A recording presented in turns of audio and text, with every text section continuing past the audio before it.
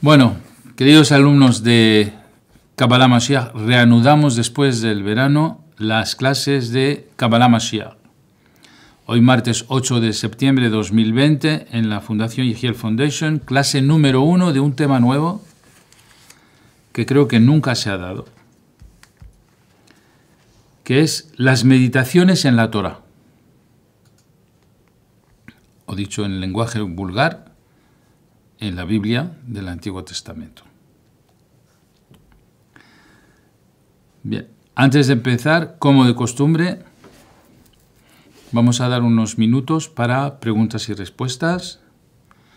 Luego empiezo la clase y luego de nuevo preguntas, pero ya sobre el tema que hemos desarrollado para hoy. Así que podéis preguntar lo que queráis de momento, de manera libre.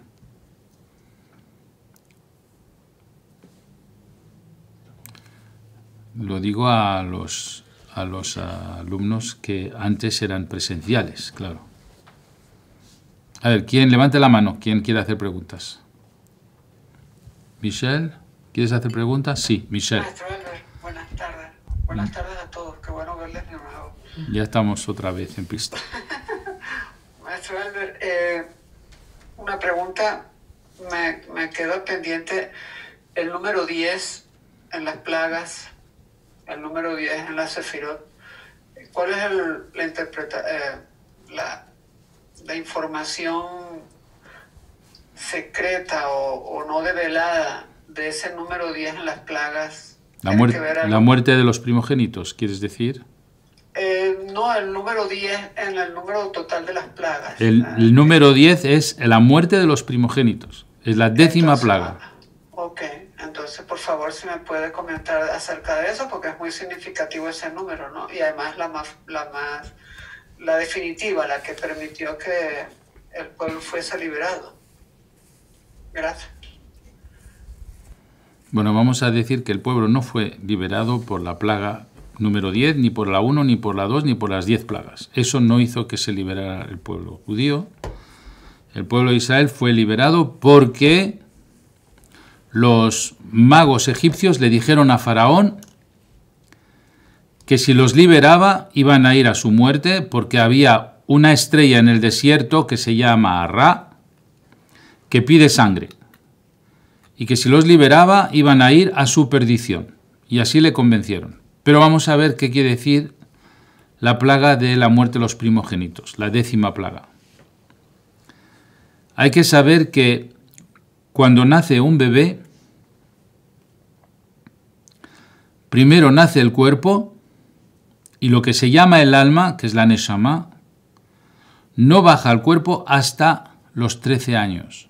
O sea, nace el alma animal que le permite tener pues todo el sistema neurovegetativo funcionando, y luego nace también el ruach, que es lo que permite tener emociones. Pero lo que es la neshama, para plantearse temas espirituales, hasta los 13 años no baja para los hombres y hasta los 12 años no baja para las mujeres. Lo que quiere decir que el primogénito es el cuerpo y el segundo en nacer es la neshama. Entonces, ¿qué quiere decir? Que por más malo que sea un cuerpo, que es el primogénito, ese va a morir, que es el cuerpo. ¿Qué quiere decir? Que por más malo que sea un dictador o por más malo que sea una persona, llega a 80, 90, 100 años, pues muere, el cuerpo muere de viejo. O sea, si no es asesinado, va a morir. Y es lo que está pasando, pues desde la creación del mundo, el cuerpo, que es el primero en nacer, muere. Entonces, ¿qué quiere decir que de los egipcios muera el primogénito y eso libera al pueblo de Israel? Quiere decir que por más que un cuerpo en este Egipto, que es este mundo, que nos tiene presos en este cuerpo, por más duro que sea este cuerpo, tarde o temprano va a liberar el alma cuando llegue a la vejez y ya se le acabe la vida. Eso es la muerte de los primogénitos. Y la liberación del alma es la liberación de lo que llamamos en la metáfora del pueblo de Israel. Eso es lo que quiere decir. Así que en realidad la salida de Egipto es la salida de nuestra alma, de nuestro cuerpo.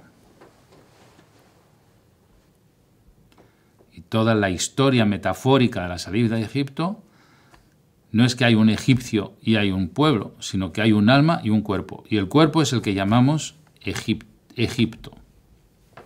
Bien. Pero creo que Michel también decía que porque son 10 plagas, que si está relacionado con el árbol de la vida. Sí, cada plaga está relacionada con el árbol de la vida y la 10ª plaga está relacionada con la Sefirá Malhut, que es el mundo físico, el cuerpo físico.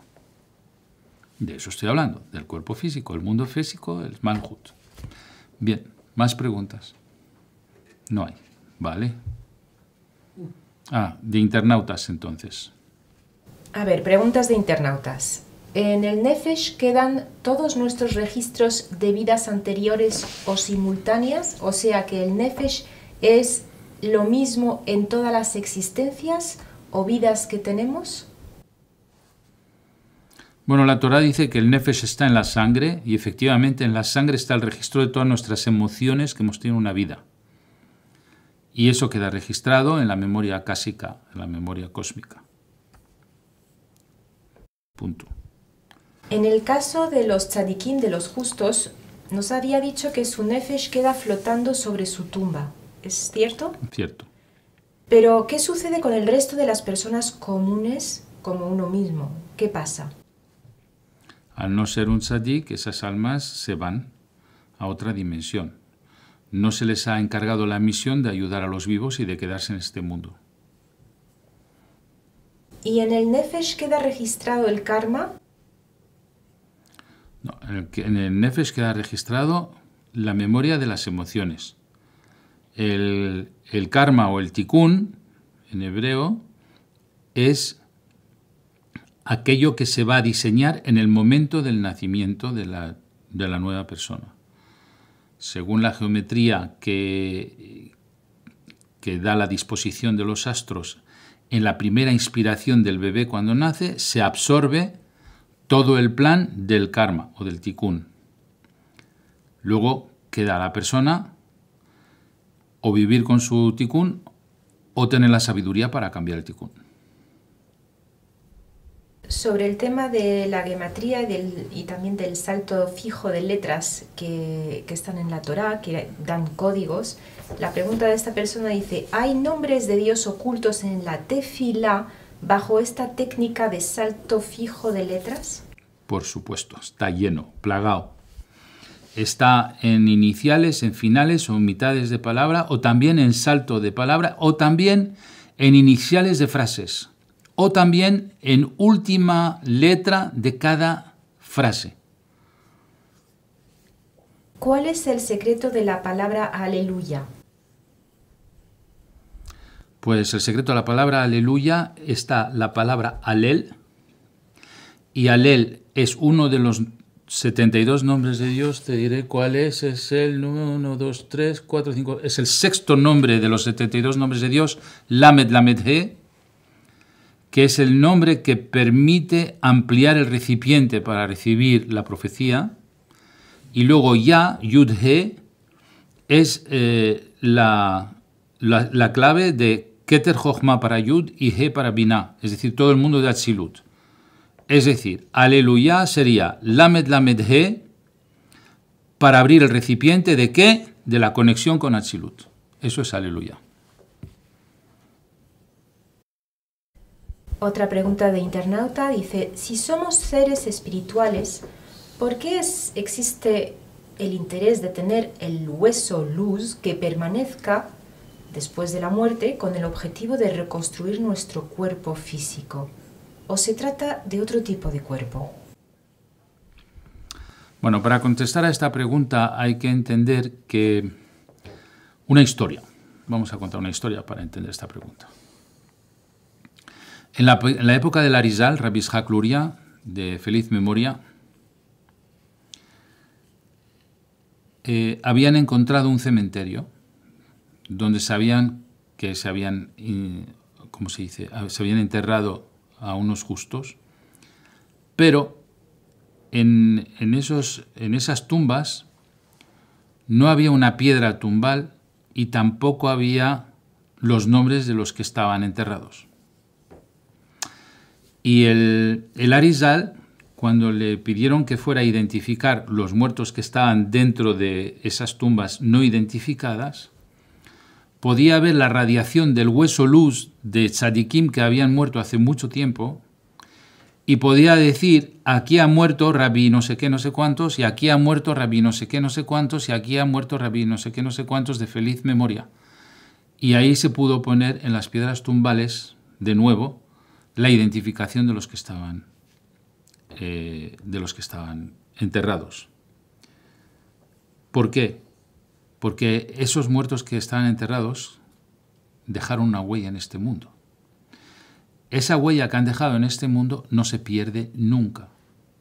Todo lo que cuenta un tzadik durante su vida, todas las palabras que han sacado de su boca,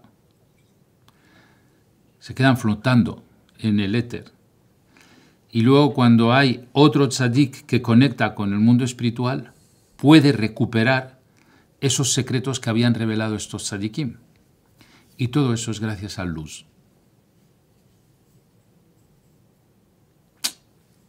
Qué bonito, ¿eh? Dime, pregunta. Micro. Y entonces también en la resurrección de los muertos se dice que se reencarnarán por el hueso luz, ¿es así? El hueso luz es el que va a dar la radiación del ADN metafísico de esa persona. Y se reconstruye todo su conocimiento de todo lo que pudo desarrollar durante todas sus encarnaciones, porque el hueso luz recupera la información no solo de esa vida, sino la síntesis de todas las vidas anteriores. Por ejemplo, si yo he tenido 300 vidas, en mi hueso luz está la información de todo lo que pude aprender durante mis 300 vidas. Es un ejemplo.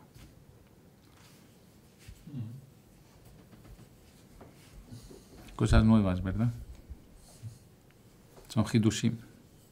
Otras preguntas. Dice, Shalom a todos, maestro.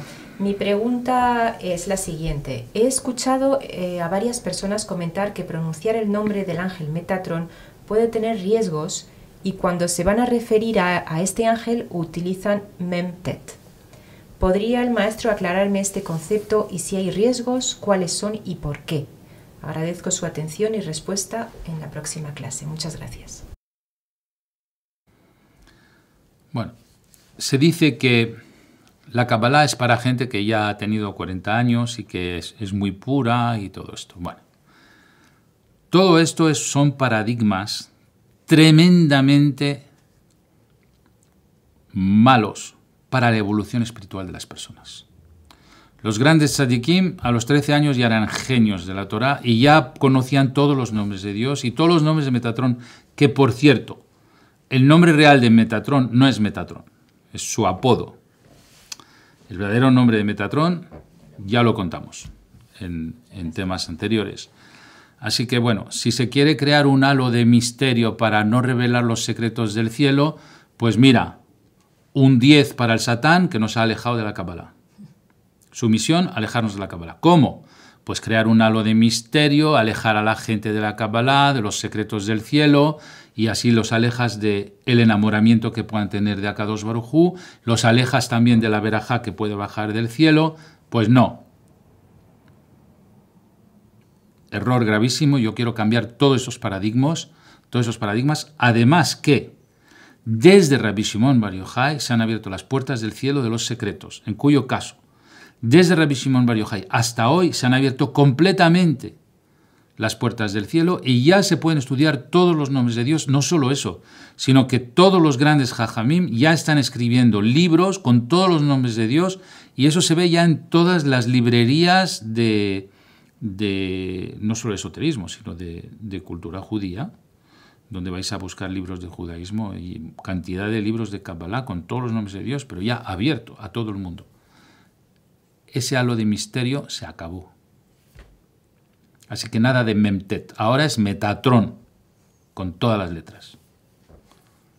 y sin ningún miedo. Además, Metatron está en apuros. Ya hemos dicho que hay un motín en el cielo y le tenemos que ayudar. Y si no entramos en la Kabbalah, no le vamos a ayudar. Y sabemos que en el cielo están muy contentos que haya un grupo de Kabbalah o de cabalistas aquí que se dediquen a hacer las meditaciones para erradicar el motín que hay en el cielo y que por reflejo genera un caos en la tierra, cosa que estamos viviendo. ¿Más preguntas o Pues lo dejamos una para- más y una empezamos. más? Vale. En la clase de Zohar de Noach 26 dice, cuando habla de pasar al otro plano necesitamos un cuerpo de luz, entre comillas, pero te lo darán si lo fabricamos previamente en este mundo mediante el talet y el tzitzit. La pregunta es, para los no judíos de vientre de madre judía, o que todavía no se han convertido, se suplanta con el estudio de la Kabbalah. ¿El talet y el tzitzit, tanto mujer y hombres? Pregunta. Por supuesto. El estudio de la Kabbalah suplanta el estudio de la Kabbalah y también la aplicación de preceptos. Cada precepto que cumples con la intención correcta o cada oración que hagas con la Kavanah te genera una vestimenta de luz que te será útil cuando este cuerpo ya no te sirva y se despoje el alma de este cuerpo y necesitará otro cuerpo de luz para pasar a otras dimensiones donde se revelan secretos de otro nivel. Bueno, pues ya hemos acabado, ¿no?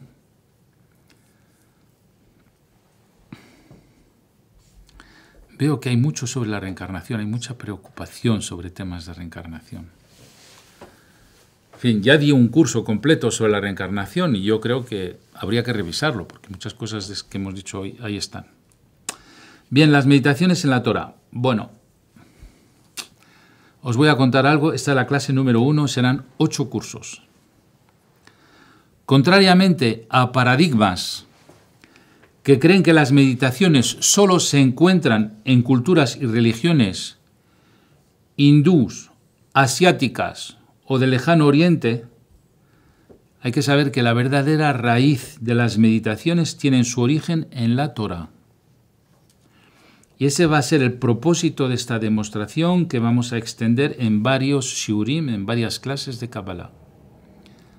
Nosotros somos la raíz de las meditaciones desde Hanoch, o sea, desde Hanoch, es decir, antes de Abraham, de Isaac y Jacob, antes de la entrega a la Torah, ya estaban esos conocimientos de meditar sobre nombres de Dios. Para eso hay que descodificar palabras claves de los textos de la Torah. Las meditaciones cabalísticas fueron practicadas por nuestros patriarcas y transmitidas de maestro a alumno de manera oculta. Pero también hay referencia de ellas en toda la Torá y tendremos que entrar en toda la Torá, en el Humash, en el Tanaj completo, Nevi'im y Ketuvim, y también en los Salmos. Y allí vamos a empezar a desentramar. Va a ser una labor bastante extensa.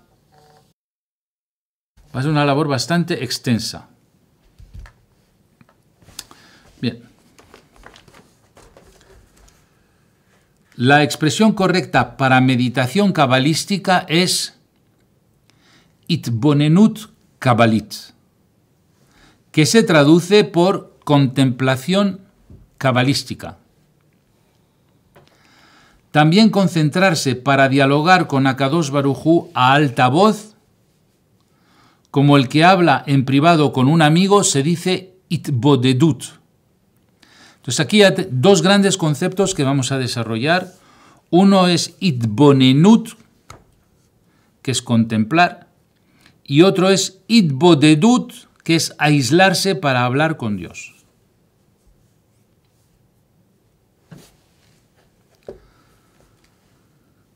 Estas técnicas de meditación cabalística se propone generar una experiencia de ascensión espiritual activando los diferentes niveles del alma llamado Nefesh, Ruach y Neshama. Con la Itbonenut y con la Itbodedut ya son palabras que hay que tomar en un diccionario porque igual que cuando empecé a desarrollar los secretos del Zohar HaKadosh, dije que había que hacer un diccionario de palabras ocultas, que es lo que nos permite luego desentramar toda esta codificación. La experiencia meditativa se asocia a una música y a un ritmo, porque los nombres de Dios son consonantes de letras que se emparejan con vocales. Las vocales se llaman Nekudot HaKesef, es decir, vocales del deseo. Y aquí hablamos de música. ¿Por qué? Porque cada vocal tiene un sonido. A, E, I, O, U. Si a un nombre de Dios le cambias las vocales o combinas varias vocales a un nombre de Dios, va a cambiar el efecto en este mundo. Y ya hemos visto que los nombres de Dios tienen un efecto teúrgico, es decir, cómo Dios se manifiesta en circunstancias en la tierra. Y cuando nosotros usamos nombres de Dios, según las vocales que le vamos a poner a ese nombre de Dios, va a tener un efecto teúrgico de una manera o un efecto teúrgico de otra manera. Y aquí hay que explicar que en nuestro vocabulario hay que añadir la palabra efecto teúrgico, es decir, un efecto divino en las circunstancias. Cambiando las vocales se aspira a un deseo diferente de verajá. Por eso el Yud-Ke Vav-Ke tiene vocales diferentes cada mes.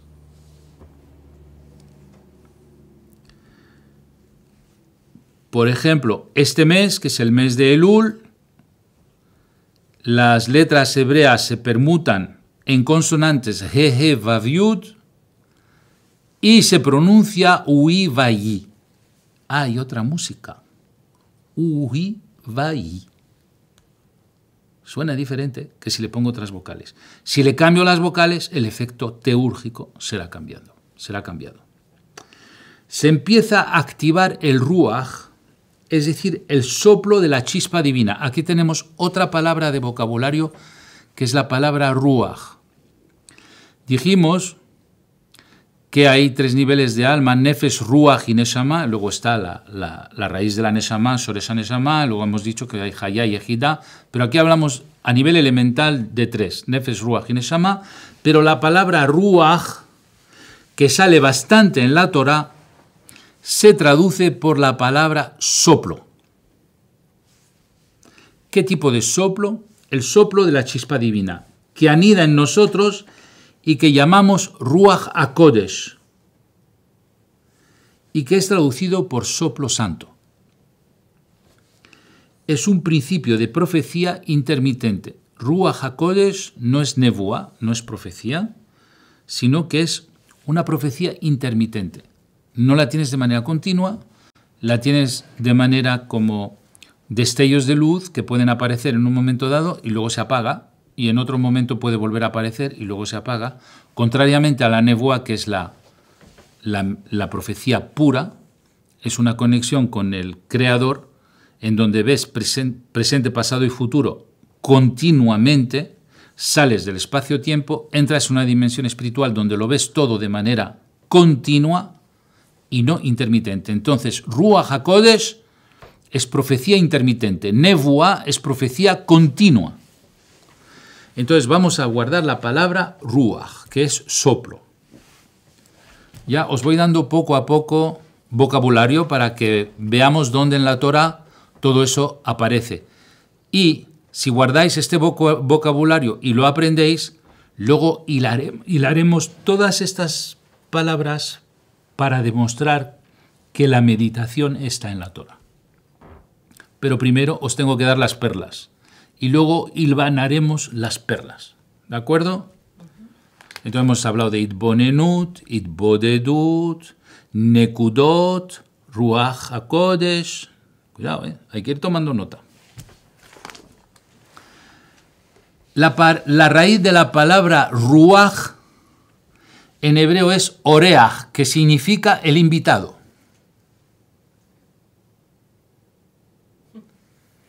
Entonces el soplo divino se asimila a la palabra invitado.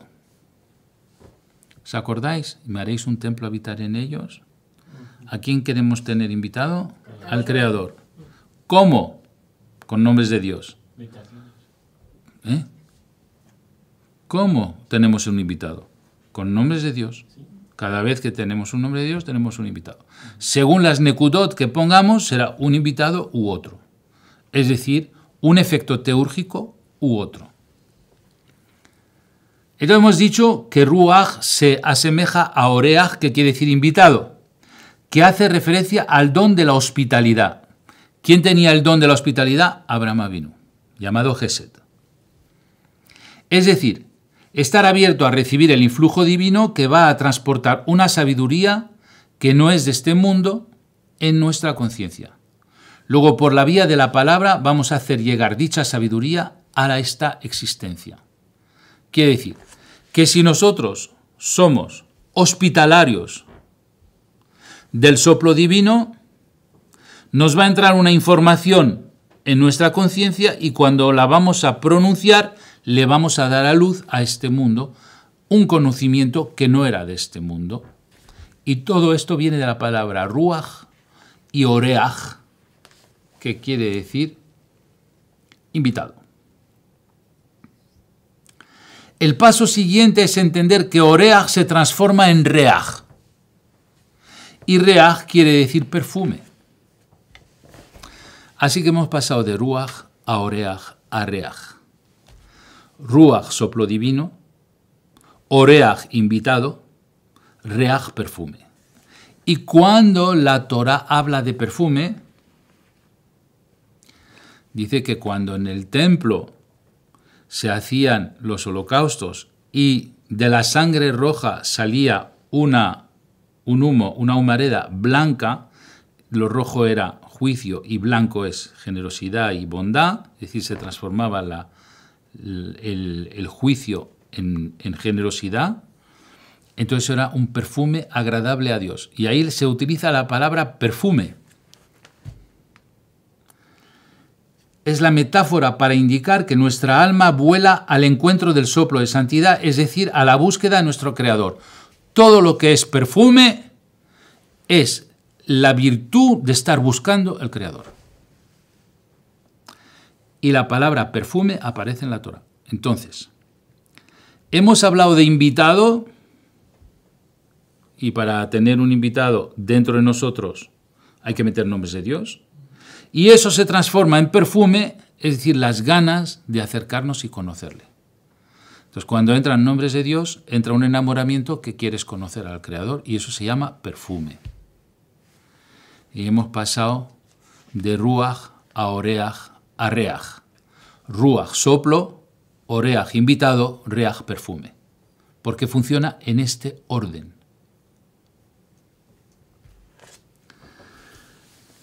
Y entonces vemos que en Éxodo, en el capítulo 25, versículo 10, está escrito Veasuli Mikdash Veshahanti Betoham, y me haréis para mí un santuario y moraré en ellos. Y dice la Torá, cuidado, la palabra Betoham es en ellos y no Betojó, en él. ¿Qué quiere decir? Que quiere a Kadosh Baruj Hu que hagamos de nuestro ser un santuario y moraré en ellos cada uno de nosotros. Él quiere hospedarse en cada uno de nosotros y ahí viene la hospitalidad.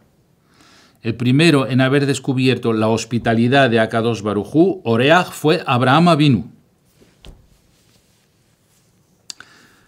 Y de ahí sale este versículo en Éxodo 25:10, capítulo 25, versículo 10, y me haréis un santuario y moraré entre ellos.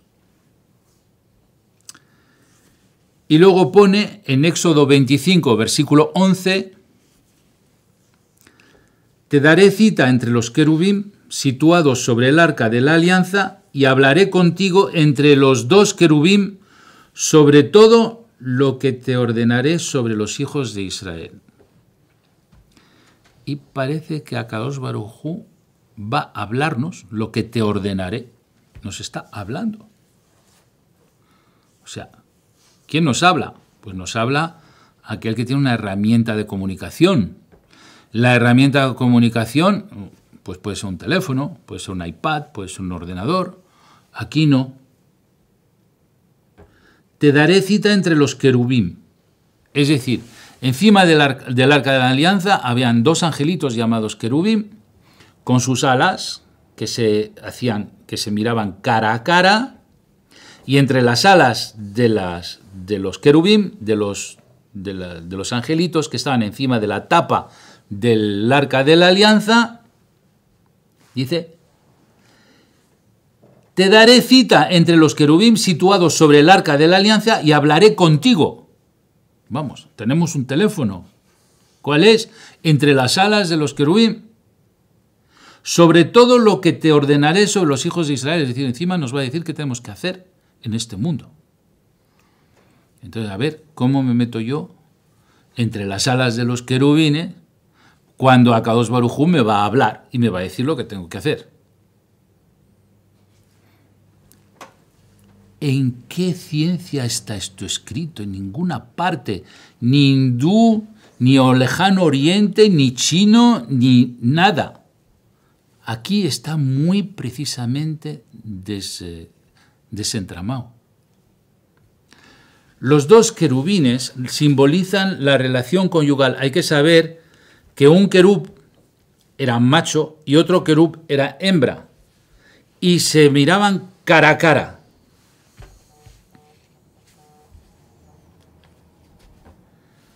Entonces, los dos querubines simbolizan la relación conyugal y desde esa unión entre las alas de los querubines baja la profecía para reconducir los acontecimientos. Aquí ya no estamos hablando de Ruach HaKodesh, aquí estamos hablando de Nevuá, es decir, de profecía pura. ¿Y qué nos está diciendo? Que meditando los Yihudim, los nombres de Dios trenzados, durante la relación sexual, es como el Creador se manifiesta compartiendo su poder creativo.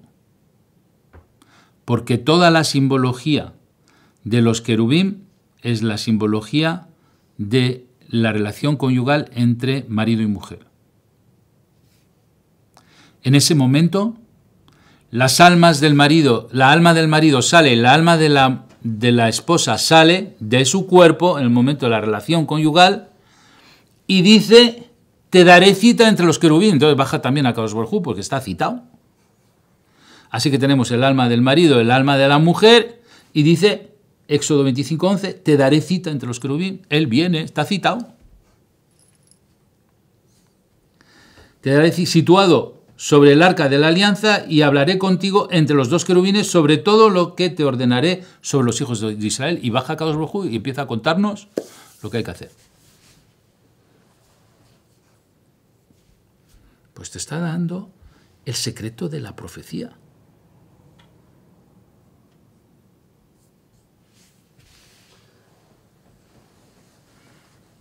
Entonces, los dos querubines simbolizan la relación conyugal y desde esa unión entre las alas de los dos querubines baja la profecía para reconducir los acontecimientos, es decir, es la manera que tiene Akadosh Baruj Hu de decirnos cómo cambiar los acontecimientos, es decir, cómo pasar del caos a la armonía. Él viene y nos lo cuenta. ¿En qué momento? En el momento de la cita.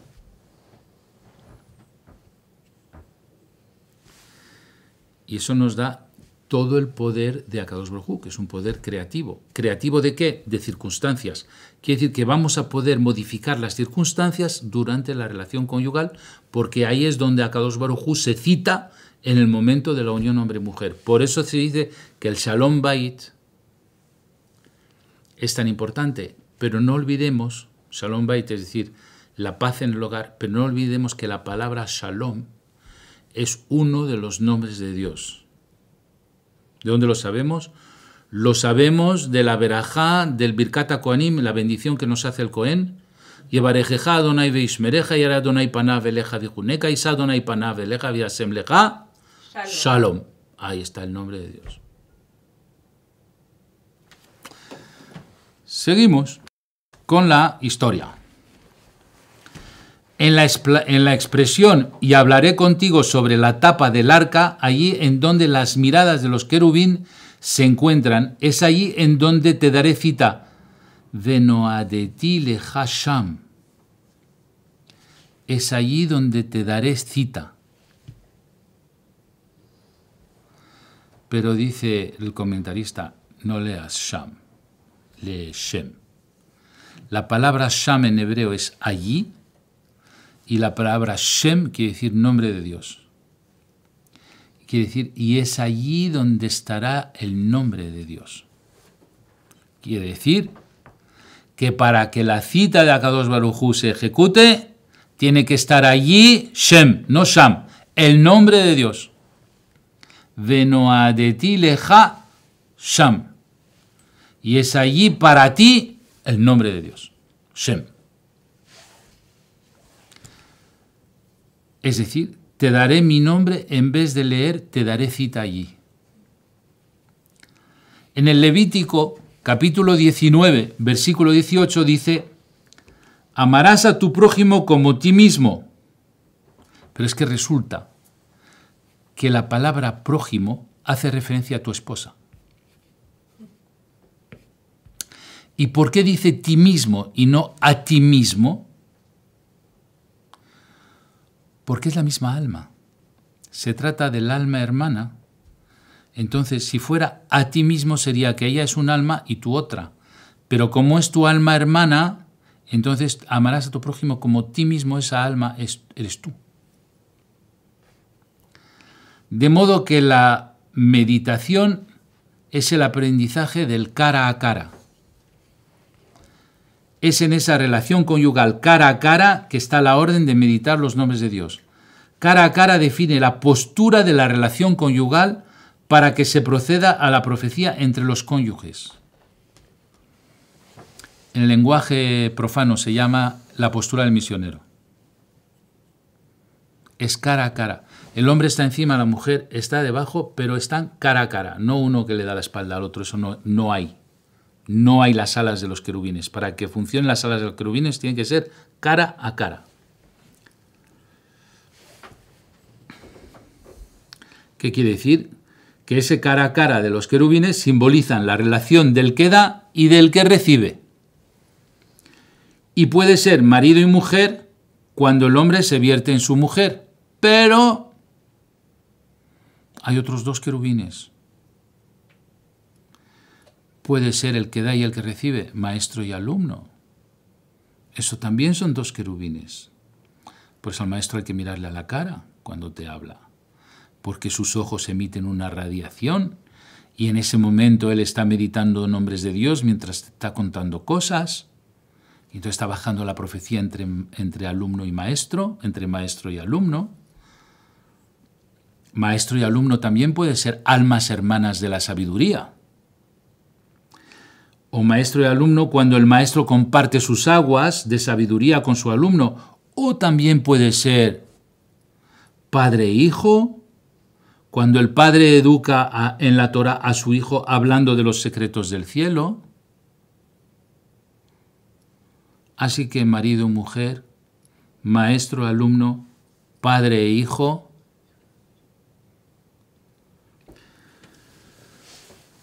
Padre e hijo, cuando enseña los secretos del cielo, pues eso también son las alas del querubín. Entonces ahora yo con vosotros estamos ejerciendo la cita de Akadosh Baruj Hu entre las alas de los querubines, puesto que os estoy enseñando secretos del cielo. También es una relación conyugal de otro nivel. La meditación cabalística busca instalar en la persona que medita un equilibrio entre el cuerpo, el intelecto y el alma, generándole un bienestar viviendo en este mundo. Entonces, el bienestar es un equilibrio entre, hemos dicho, cuerpo, intelecto y alma. Aquel que no tiene ese equilibrio está estresado, está irritado, proyecta negatividad y también proyecta circunstancias que le van a ocurrir muy desafortunadas para él. Falta de salud, falta de dinero, falta de amor, falta de reconocimiento, falta de valores, falta de familia, falta. Por un desequilibrio entre cuerpo, intelecto y alma. La meditación lo que viene es a reequilibrar esas tres partes de la persona. Aunque la meditación cabalística nos propulsa hacia un ascenso espiritual, no hay que olvidar que también proporciona salud mental y física, facilitando que emerjan virtudes que teníamos retenidas por las clipot. Porque la meditación cabalística hace lo siguiente: hace que el alma salga del cuerpo y desde fuera corrige las clipot del cuerpo, y cuando vuelve a entrar, al no haber ya más clipot, empiezan a emerger virtudes que estaban escondidas dentro del corazón. Ocurre un poco lo mismo durante la noche cuando dormimos. Llegamos cansados, llegamos de mal humor, o llegamos lo que sea, una noche reparadora. ¿Por qué digo reparadora? Porque el alma sale del cuerpo y desde fuera repara el cuerpo. Entonces hay gente que necesita solo 3-4 horas para reparar su cuerpo, hay gente que necesita 16 y 18 horas y todavía no la ha reparado. Así que los que duermen mucho, que se hagan muchas preguntas sobre sus clipot. Hay que dormir poco y estudiar mucho. La salud en hebreo se dice briut. Eso también otra palabra. Briut es salud, es estar sano, y se dice en hebreo para un hombre se dice bari y para una mujer se dice beria, que es la misma raíz que la palabra beria, que significa mundo de la creación. De modo que en hebreo estar en buena salud es una recreación. Te tienes que estar creando de nuevo de manera continua. Lo mismo que las células mueren y se recrean. Y a lo mejor todas las células que tengo en mi cuerpo, pues dentro de X años ya no es la misma, son otras células que se han recreado. Entonces hay una recreación incesante de sí mismo en el mundo. También la conciencia, igual que las células se recrean, se reconstruyen, la conciencia también se recrea. O sea que lo que yo pensaba y sentía antes, lo voy a reconstruir, lo voy a recrear. Una recreación. ¿Qué quiere decir? Que esa conciencia que yo tenía antes ya no me vale. He subido un peldaño y paso a una conciencia superior. Esa conciencia superior ya no me vale. Voy a reconstruir una nueva conciencia. ¿Y quién es el que me da la briut, la salud física y mental? La meditación cabalística es la que nos genera este enlace de reconstrucción continua de nuestra conciencia y de paso de nuestras células.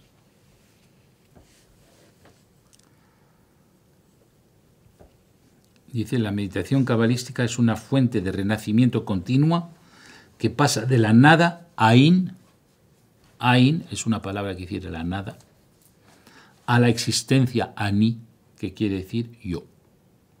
Paso de la nada al yo, y otra vez paso de la nada al yo, y otra vez de la nada al yo. El yo de ayer ahora ya es nada.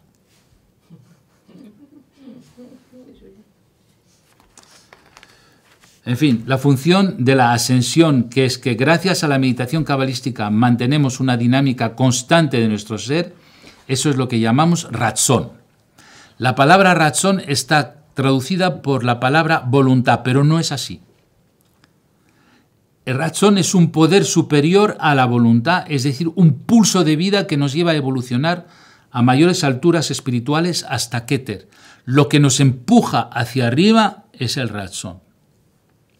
Y la palabra ratzón está en toda la Torá de manera continua y simboliza la corona, es decir, la primera sefirá, Keter. Este ratzón nos procura simjá. Cuando llegamos a trabajar el ratzón, llegamos a la palabra simjá. Simjá está en la Torá, pero no olvidemos que son las letras de Mashiach. la redención del mundo gracias a la meditación cabalística. Así que hemos visto hoy una parte del vocabulario de la clase número 1, y cuando ya tengáis los vocabularios de las 8 clases, entonces vamos a explicar por qué todas las meditaciones nacieron en la Torá, antes que en cualquier otra cultura. Y ahora os voy a contar una historia para terminar, muy simpática. Un israelí, viviendo en Jerusalén, le dio por la espiritualidad. Dejó los negocios, dejó todo, se fue a la India y fue a ver al yogi Ramacharaka, o como se llame, y empezó a estudiar con él y se tiró ahí 3 años. Cuando ya aprendió de ese yogi, dijo, bueno, pues yo ahora tengo preguntas existenciales, ¿me las puedes contestar? Dice, ¿cómo no? Le dijo el maestro, yo te contesto. Empezó con preguntas y preguntas y preguntas. Y llegó a una pregunta existencial muy, muy delicada. Y el yogi le dijo, mira, si quieres una respuesta a esa pregunta, te recomiendo que vayas a Jerusalén, una calle que está muy cerca de donde tú vivías. Hay una yeshiva de Kabbalah, allí es donde te van a dar la respuesta existencial. En fin, ¿por qué ir a buscar ahí tan lejos cuando lo tenemos en casa? Y con estas palabras acabo la clase número 1 de las meditaciones en la Torá. Es bonito. Muy bien. Ahora ya, si tenéis preguntas, pues ya contestaré. Es un tema original, ¿eh? Sí, preguntas. ¿Cómo es que la meditación, que es en parte justamente la capacidad de estar por encima de los 5 sentidos, ¿no?, está tan relacionada con los 5 sentidos? Has hablado de la música, de los nombres de Dios, del perfume, de la relación conyugal. Entiendo que haya que tener un equilibrio entre cuerpo, intelecto y alma, como has dicho, pero ¿por qué se asemejan o comparan como metáforas? Tú lo has dicho como metáfora, pero no como 5 sentidos. Es una metáfora de algo conocido para acceder a algo desconocido.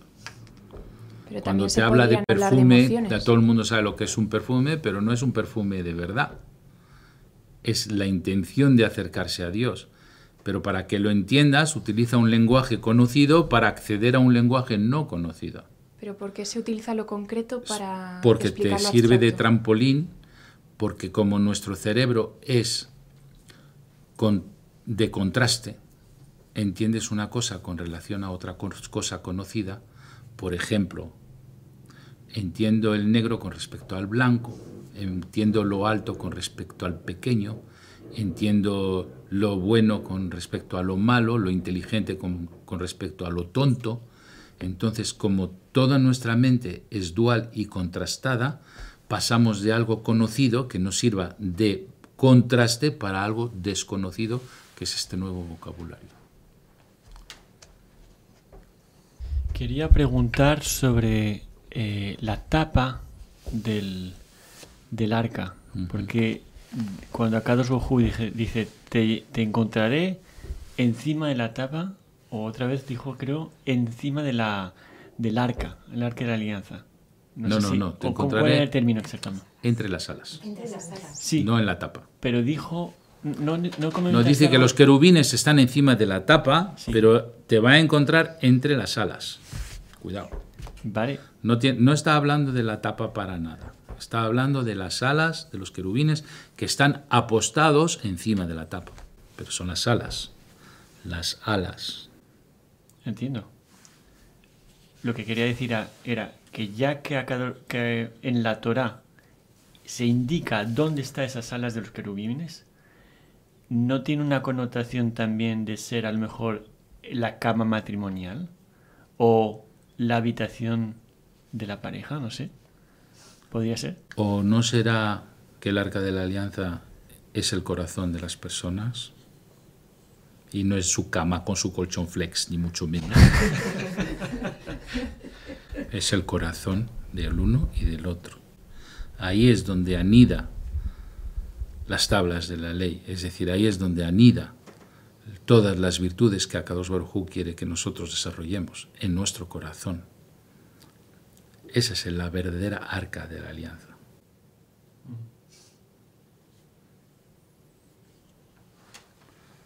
Es que todo lo que conocemos a nivel físico es el trampolín de algo que es muchísimo más profundo. Entonces, para llegar a esa profundidad hay que partir de algo conocido. Si no, es muy difícil de explicar. Y además, el lenguaje de la Torá, si te fijas, es muy oculto. Porque la gente dice, y me haréis un templo, habitaré en ellos, y sigues otra frase. ¿Cómo que otra frase? Quieto, parado, espera, vamos a ver qué me estás diciendo. Es que cada palabra en la Torá, además, a lo mejor está en un lenguaje que si no lo descifras, pasa de largo y se te ha pasado el mensaje sobre las meditaciones. Y entonces, como la gente lo lee de largo y solo se queda en el pshat, en el sentido literal, pues dice, yo busco las meditaciones. ¿Dónde está la palabra meditaciones? En Oriente. Pues me voy a Oriente, a Lejano Oriente, o me voy a la India, o voy donde sea. Porque ahí hablan de meditaciones, la meditación trascendental, hecha por el yogi no sé qué, no sé cuántos. Ahí no anda con metáfora, te lo dice claro. Pero es que la Torá, dentro de sus códigos, tiene la verdad de las meditaciones. Y otras ciencias lo ponen claro, pero luego no te explica cómo hay que meditar. No te dice que hay que estar dentro de un Maguen David. No te dice que tienes que utilizar tu cerebro, tu corazón y tu hígado. No te lo dice. Entonces la gente se pone a meditar, pone la mente en blanco, salen de su alma, de su cuerpo, y no están protegidos por la escafandra de la estrella de David. Y son atacados por cantidad de inteligencias negativas y luego cuando vuelven a entrar se trastornan. Pues entonces no voy a ir a buscar fuera, voy a ir a buscar donde estoy protegido y no estoy trastornado. La Torá tiene las meditaciones de verdad, no hay que ir a buscar fuera de la Torá. Y eso es solo la clase número 1. Espérate, que hay 7 clases más. Que hay mucho, mucho, mucho. 7 clases más de la serie 1, temporada 1. Pero es que he preparado 3 temporadas. Entonces la temporada 2... hay otras 7, 8 clases. Y la temporada 3, entonces ya ni te quiero contar, entramos en la Kabbalah Maasit, es decir, la Kabbalah práctica. Es Netflix. Es Netflix, pero a lo bestia de la meditación. Va por temporadas. Pero yo te puedo decir que me estoy divirtiendo con esto, no te puedes imaginar. Oye, pero sin spoilers, ¿eh? ¿Qué es eso, spoiler? Spoiler es decir lo que va a pasar después. Ah, no lo digo. Mantén el suspense. Hay mucho que contar, ¿eh? No os creáis que he terminado. Acabo solo de hacer una mini introducción. Pero sin la base del vocabulario, luego no vamos a poder seguir. Hay que apuntarse ese vocabulario, aunque parezca muy hebreo, ahí está el secreto, porque las palabras derivan de una raíz. Esa raíz deriva de una permutación, y esa permutación nos aclara conceptos que de otra manera no comprenderíamos. Como hemos dicho, de ruach, a oreach, a reach, imagínate qué manera de derivar de una palabra a otra y a otra. Eso es muy bonito, ¿eh? A ver, preguntas.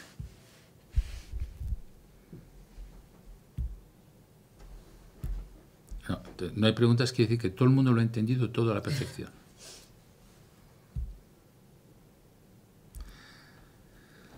No hemos mirado la meditación de hoy, ¿no? ¿Qué hacemos hoy? Vamos a hacer una meditación, claro. ¿Hacemos una pausa? Hacemos una pausa para el aperitivo, ahora volvemos. Bien, vamos a empezar a hacer la meditación de hoy. La palabra es ratzón. Ya hemos visto que ese es el impulso que nos empuja a subir por el árbol de la vida de Malhut a Keter. Entonces es algo más que voluntad. Y esto es lo que nosotros queremos activar dentro de nosotros, el ratzón. De hecho, hay una tefila muy importante de Rosh Hashanah que se llama Et Sha'arei Ratzon. Aquí están las puertas del Ratzón. Es decir, ese impulso que nos lleva a Kadosh Baruj Hu. Y ese impulso nosotros lo queremos activar con la meditación de estas letras. Bien, pies paralelos en el suelo, sentados, manos, palmas sobre las rodillas, boca arriba. Respiramos 3 veces profundamente, inspiramos por la nariz, guardamos el aire un par de segundos y exhalamos por la boca.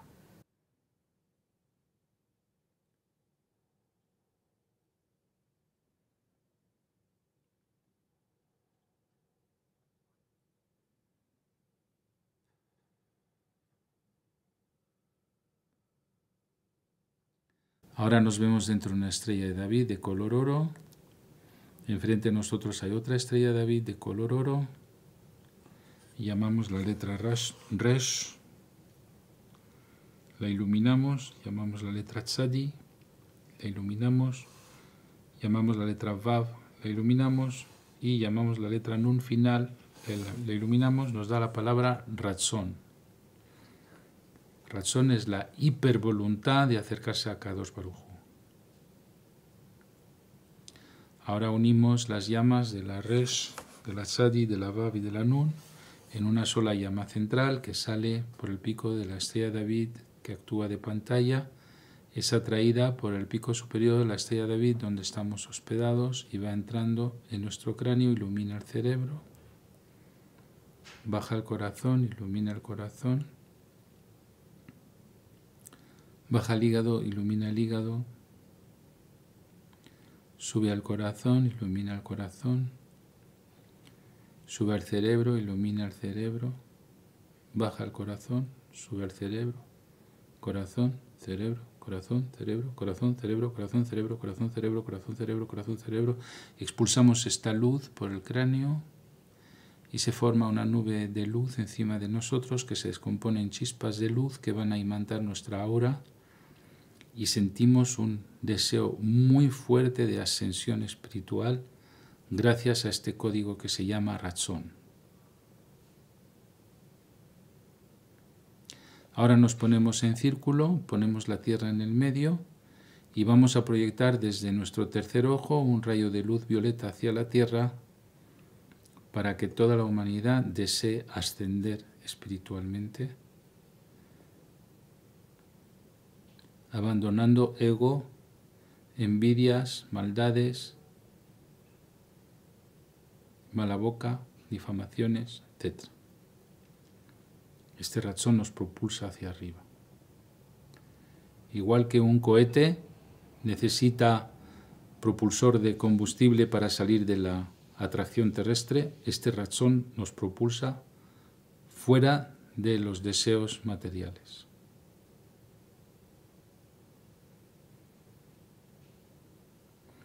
Y ahora baja Metatron, Sandalfón y Mashiach, podemos tener una libre conversación con ellos.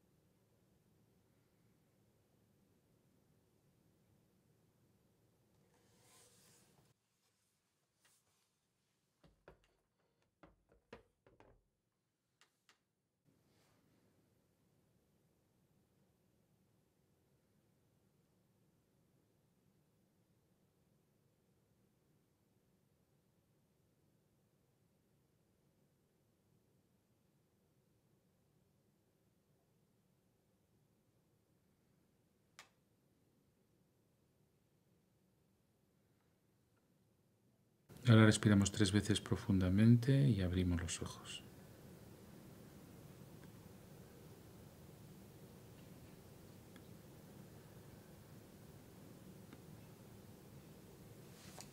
Ya. Bien, vamos a escuchar los comentarios.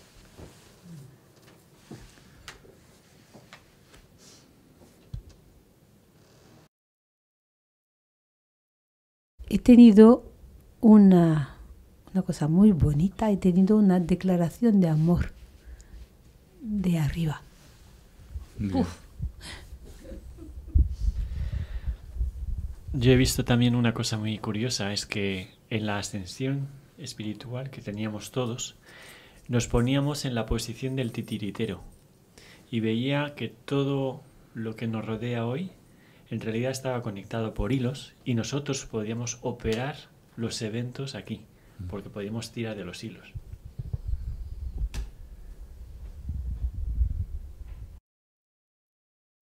Yo he visto que la propia Tierra ha dado un brinco como si fuese de un dibujo animado. Hace boing. O sea, muy, muy visual.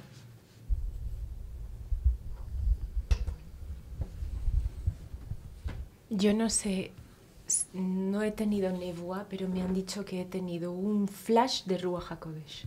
En el momento que venía Ratzon, sentí, antes de que dijeras lo de ascensión, sentí como una aspiración hacia arriba tremenda. Se me pararon todo el vello de punta, se me pusieron de punta, el pelo igual, o sea, era como, ¡pum!, como si estuviese electrificada. Fue impresionante, o sea, y me saltaron las lágrimas. Y luego se me pasó, o sea, vino como un destello, no se me quedó. Y me dice, ahora tienes que aprender a que se te quede. Bien, pues yo he recibido un mensaje, luego ahora, según el cual cuando Caín mató a Abel, le robó el Ratzón y nosotros lo hemos restituido. ¡Wow! ¡Wow! Qué fuerte. ¡Qué fuerte! Pero entonces esto es la reparación. Es la reparación del Ratzón, el impulso de ir a buscar a Kadosh Baruj Hu. Voilà. Ahora si alguien quiere más. Si alguien quiere comentar los de aquí, ¿no? ¿Alguien quiere comentar lo que vio? ¿No? Bien, pues tranquilos, ya la semana próxima haremos más cosas. Encantado de volver a reanudar las clases con vosotros y hasta el próximo martes. Adiós. Gracias, Albert. Gracias a todos. Gracias a todos. Me encanta veros. Chao.